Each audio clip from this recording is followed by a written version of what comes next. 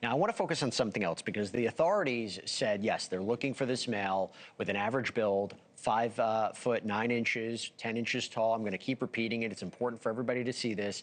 But it is almost certain that his height was gleaned from the Nest camera video at Nancy's door. And as you know, authorities have this second video, a second video that they're hoping leads to new information. So this one was taken just 5 miles away on the same night. Got a man carrying a backpack, arguably dressed in similar clothes. Problem is, NBC News has reported that man is now being cleared.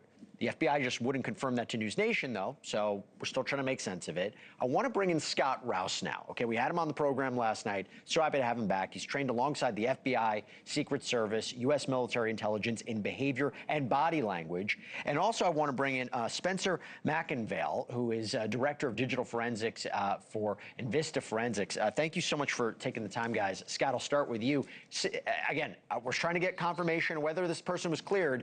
You saw the video last night. You see the video of this guy, same person? You know, there are a lot of similarities, but in cases like this, a lot of times they'll run in pairs or threes. It's not very often you'll see a kidnapping like this happen. It's just one person pulling it off. It usually takes 2 or 3. And I get a lot of that information from one of my partners, Greg Hartley, was explaining that to me. But in this situation, he's moving quickly. He's moving similarly to the way he was moving in the other video, this guy is. He's not jerky and shaky. He's a man on a mission. He's got something to do. On the way in, it looks like he may be vaping. It looks like that happens twice. I don't think it's a phone going up to his ear. It's blurred, so you can't tell, but I'm assuming that looks like a vape of some kind. There's no talking or anything. Then he keeps touching that holster. That's one thing that clues me into this might be the same guys, because if you look down there at the in his crotch area, you'll see that holster pop out a little bit there as he's reaching up over that fence. So that makes me think that's probably the same guy. His torso pretty much matches the same with his jacket, where they both land in both videos. His gait is fairly similar. It's really similar, actually. So in my opinion, this might be the same guy. I know they probably cleared him. And again, like I said before, these people will run in 2s and 3s when you're pulling something like this off. So it's a hard call because there are so many similarities in this. But why has he got 2 backpacks? You know, he may be leaving that for the other guy to come pick up, or looking for the spot to do it in, and can't make it happen right then. There's so many different things, ways this thing can go. So Spencer, you wonder whether one of the reasons, if he was in fact cleared, the timeline's confusing. So police say Nancy's doorbell cam was disconnected at 1:47 a.m. Her pacemaker disconnected at 2:28 a.m. This new video says 1:53 a.m. I guess that would make sense. It's not the same guy. I don't know how that would work unless, are the time codes accurate? Are there problems? Are they problems with systems like this? You tell me. So typically in evidence that's been collected for videos, one of the first steps is ensuring the time codes that are on the videos. So it's very common to collect video evidence from gas stations or other places where the time codes the time stamps aren't correct because the system is not being maintained. It's not apparent from the video exactly what sort of system is being used. So hard to say if these are accurate timestamps or not, but I would assume that an investigation, as part of that, is being done to ensure proper time codes are on these videos. Spencer, let me follow up with this. Is there any kind of digital forensic technology that can be used to compare these 2 videos and see if it's the same person?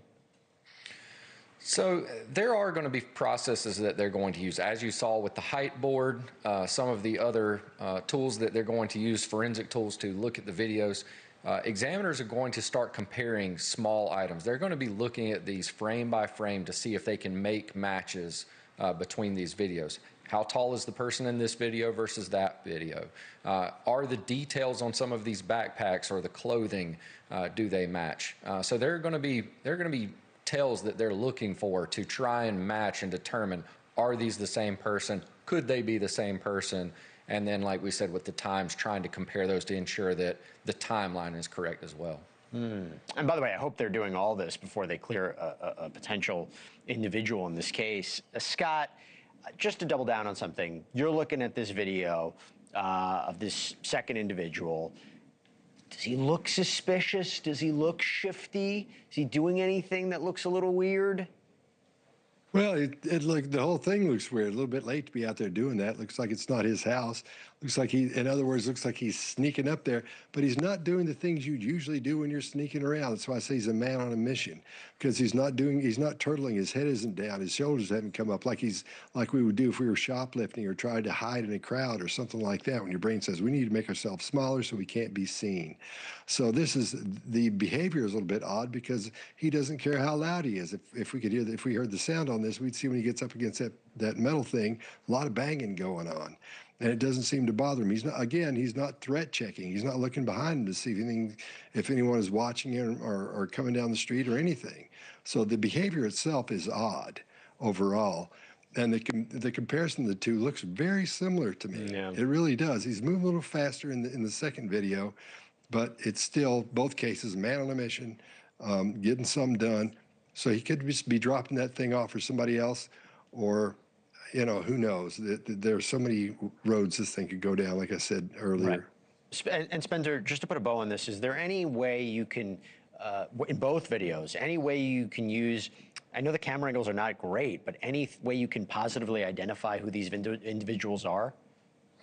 Clearly in the first video that was recovered, pretty much everything is covered up. I think they're going to have a difficult time positively identifying someone just from that video, such as facial features.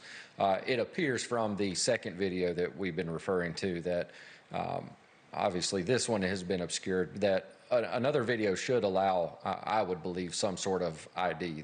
They should be able to compare this individual, if they locate that person, to the video and investigate that fully. I don't see why they could not.